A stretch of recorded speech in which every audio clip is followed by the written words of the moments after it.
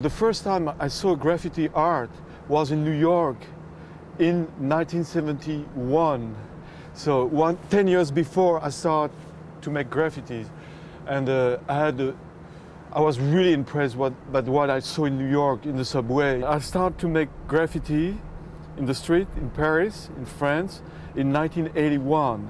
Okay, at that time I was a student in architecture. So I studied architecture in the art school in Paris, and the children used to go to the supermarket just behind the playground, and they used to steal paint and brush and repaint the house where we used to leave our tools and stuff like that. And the two things combined, you know, the children and what I saw in New York, I decided to make graffiti by myself, you know. So the first time I went in the street, you know, I tried to imitate some American graffiti, like big pieces, but I didn't have the good technique to make it. So I decided to make a stencil at that time. I used to make rats, you know, small rats, but like a shadow. It was only black, no.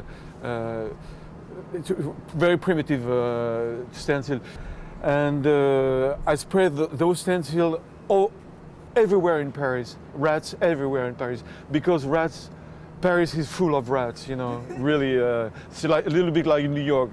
I started to be involved with the galleries early 80s, but only in Paris.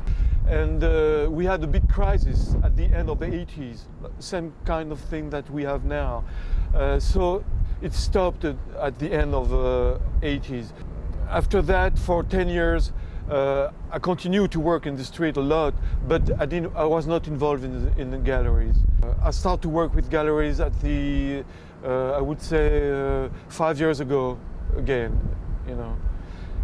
And it's pretty interesting to work with galleries, because some people said that if you work in galleries, it's completely a different work that you do in the street, which is not completely right, because I would say that the work that we do in gallery, that I do in gallery, it's a memory of what happened before in the street, you know. So it's important to keep a memory of the work from the street, you know, because this work in the street is an ephemeral work, you know. It doesn't stay for a long time.